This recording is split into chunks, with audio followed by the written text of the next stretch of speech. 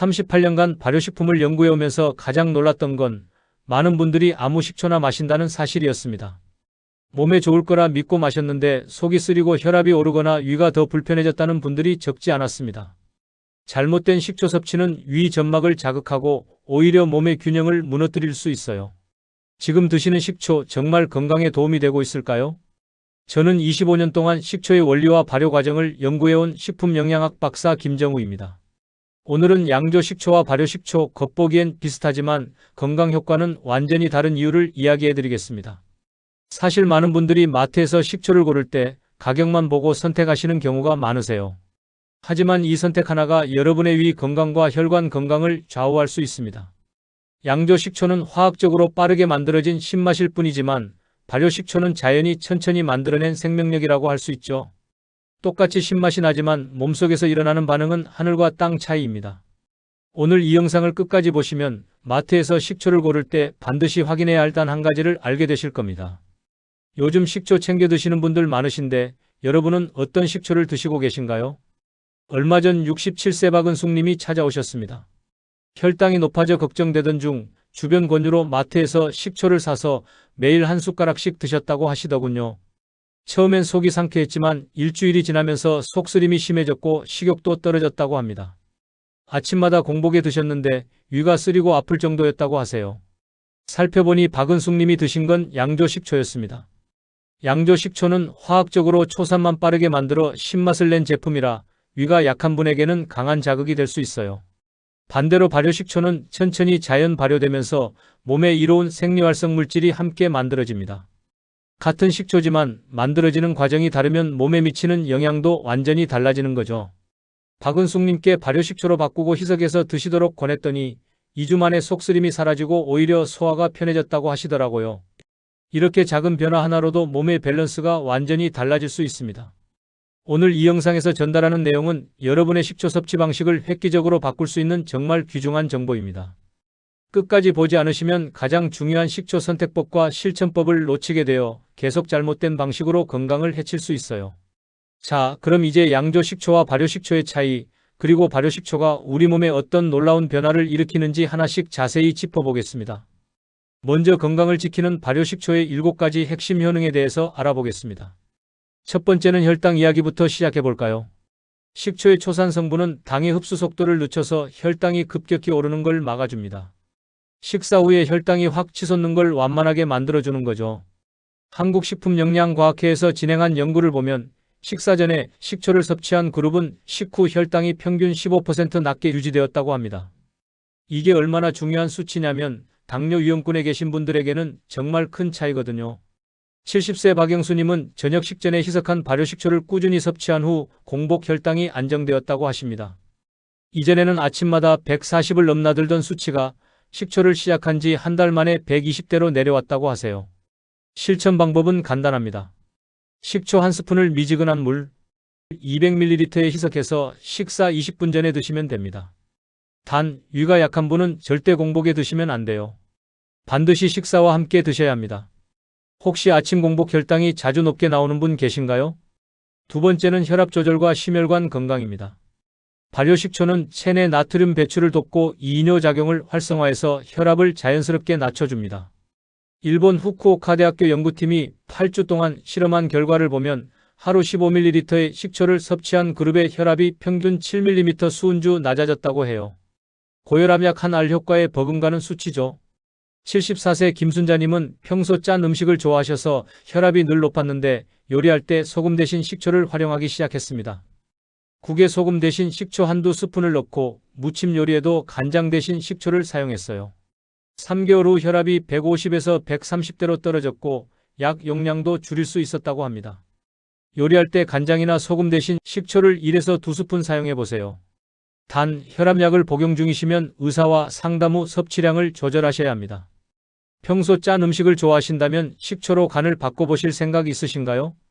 세 번째는 간 기능 개선입니다. 식초에 들어있는 유기산 성분은 간의 해독 효소 활동을 높여줍니다. 우리 간은 매일 수많은 독소를 처리하는데 식초가 이 과정을 도와주는 거예요. 한국발효학회 자료를 보면 4주간 발효식초를 꾸준히 섭취한 그룹의 간 효소 수치가 평균 12% 개선되었다고 합니다. 특히 지방간이 있는 분들에게 효과가 두드러졌어요.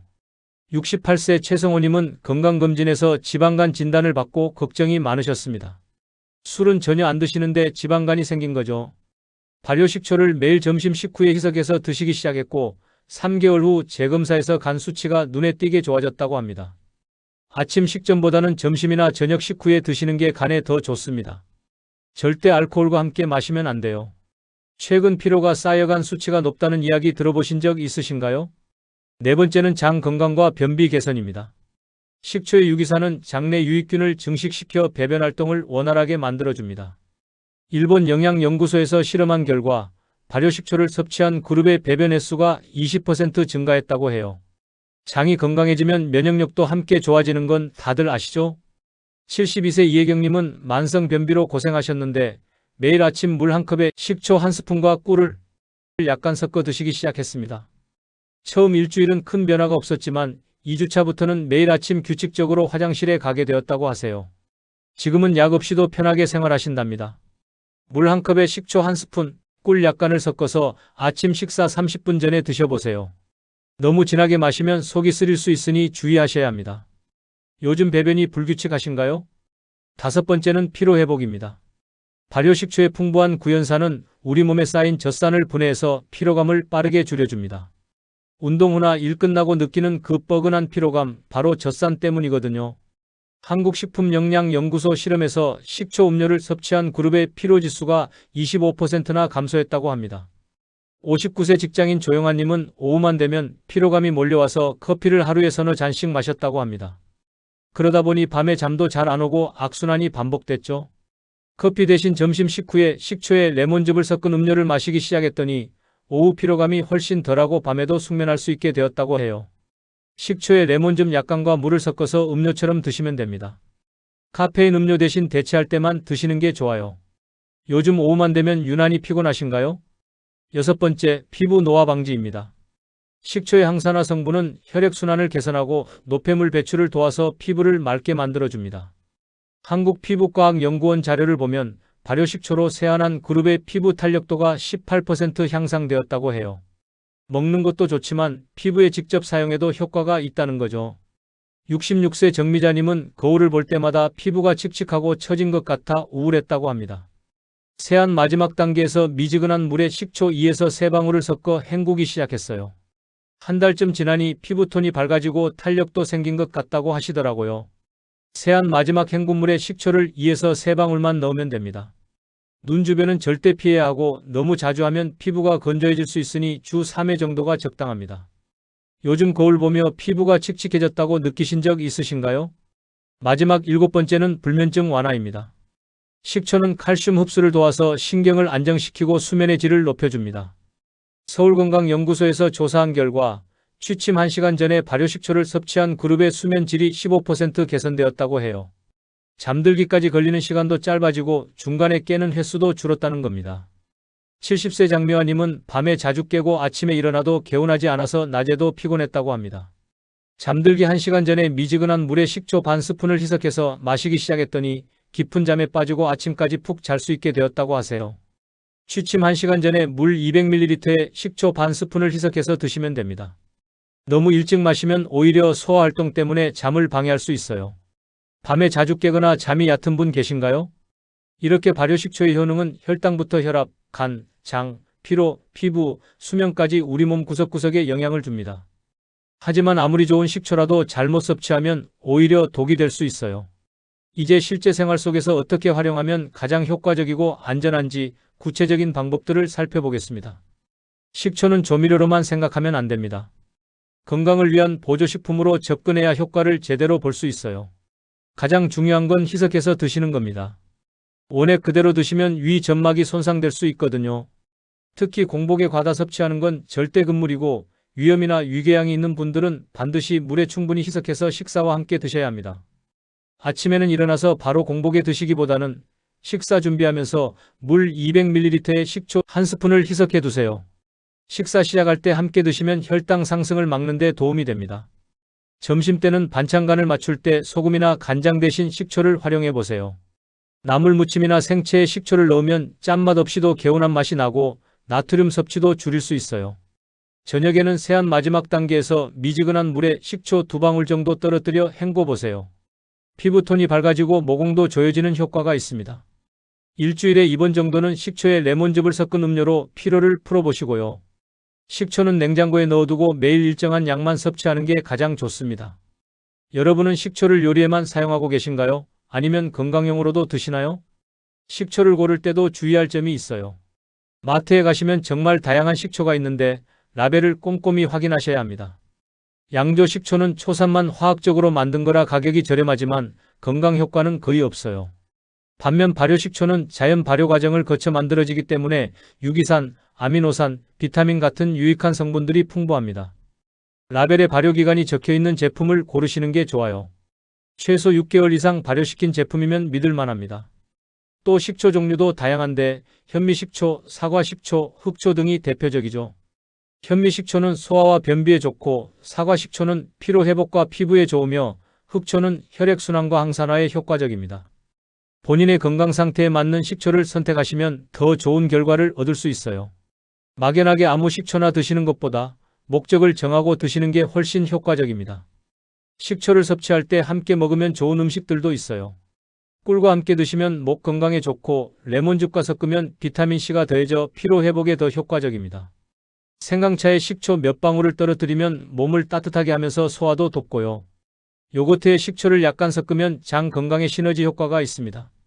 하지만 절대 함께 먹으면 안 되는 것도 있어요. 알코올과 식초를 함께 섭취하면 위에 큰 부담이 되고 탄산음료와 섞으면 위산 역류를 일으킬 수 있습니다. 우유나 유제품과도 함께 드시면 안 돼요. 식초의 산 성분이 유제품의 단백질을 응고시켜 소화장애를 일으킬 수 있거든요. 식초를 처음 시작하시는 분들은 소량부터 시작하세요. 첫 주에는 하루 1회 식초 반 스푼 정도로 시작해서 몸이 적응하면 천천히 양을 늘려가는 게 좋습니다. 갑자기 많은 양을 드시면 속이 불편할 수 있어요. 그리고 3개월 정도 꾸준히 드셔야 효과를 체감할 수 있습니다. 일주일 먹고 효과 없다고 포기하지 마세요. 식초를 보관할 때도 주의가 필요합니다. 직사광선을 피해 서늘한 곳에 보관하시고 개봉 후에는 냉장 보관하는 게 좋아요. 공기와 접촉하면 산화될 수 있으니 뚜껑을 꼭 닫아두셔야 합니다. 발효식초는 시간이 지나도 상하지 않지만 향과 맛이 변할 수 있으니 개봉 후 6개월 안에 드시는 걸 권장합니다. 마지막으로 식초는 만병통치약이 아닙니다. 이미 심각한 질환이 있으신 분들은 반드시 전문가와 상담 후에 섭취하셔야 해요. 특히 혈압약이나 당뇨약을 드시는 분들은 약 효과와 겹칠 수 있으니 주의하셔야 합니다. 식초는 건강을 유지하고 예방하는 보조수단이지 치료 목적으로 사용하시면 안 됩니다. 이렇게 작은 습관들을 하나씩 실천하다 보면 어느새 여러분의 건강이 한 단계 업그레이드 되어 있을 겁니다. 식초 하나로 혈당도 안정되고 혈압도 관리되고 피부도 좋아지고 잠도 잘 오게 되는 거죠. 이제 마지막으로 오늘 내용을 정리하면서 마무리하겠습니다. 오늘 말씀드린 내용을 정리해보면 식초는 그냥 식초가 아니라는 겁니다.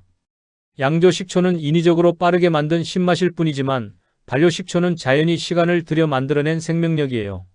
겉으로 보기엔 둘 다 똑같이 투명하고 신맛이 나지만 우리 몸속에서 일어나는 반응은 하늘과 땅 차이입니다. 잘못된 선택은 위를 상하게 하고 속을 쓰리게 만들지만 제대로 된 선택은 혈관을 깨끗하게 하고 간을 튼튼하게 하며 피부를 밝게 만들어줍니다. 같은 돈을 쓰더라도 어떤 식초를 고르느냐에 따라 건강의 방향이 완전히 달라지는 거죠. 많은 분들이 식초가 몸에 좋다는 이야기만 듣고 무조건 마시는데 그게 양조 식초라면 오히려 독이 될 수 있어요. 오늘 영상에서 가장 중요한 건 식초의 효능이 아니라 어떤 식초를 선택하느냐입니다. 발효식초를 선택하는 것만으로도 여러분은 이미 건강관리의 첫걸음을 내디딘 겁니다.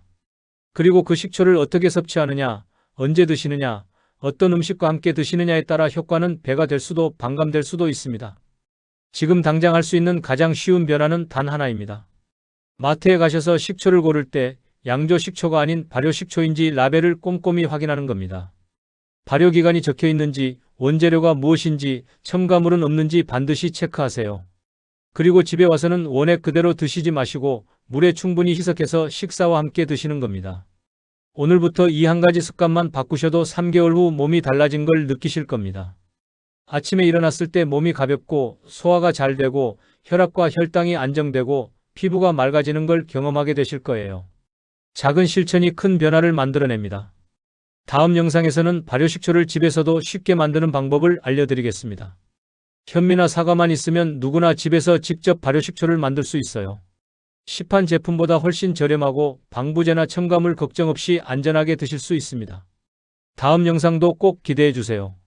오늘 영상이 도움이 되셨다면 구독과 좋아요로 함께 건강 지켜주세요. 저희 채널은 여러분의 건강한 노후를 위해 매일 검증된 정보만 전해드립니다. 건강은 하루아침에 만들어지는 게 아니라 작은 습관들이 쌓여 만들어지는 거니까요. 오늘부터 식초 습관 제대로 시작해 보시길 바랍니다. 요즘 어떤 식초를 드시고 계신가요? 양조 식초인지 발효 식초인지 확인해 보셨나요? 댓글을 다는 것은 본인이 한 번 더 확인하는 면도 있고 또한 여러분들의 자가 의지를 표명하는 측면도 있으니 가급적이면 댓글 꼭 달아보세요. 여러분의 경험담도 함께 나눠주시면 다른 분들께도 큰 도움이 될 겁니다. 감사합니다. 항상 건강하세요.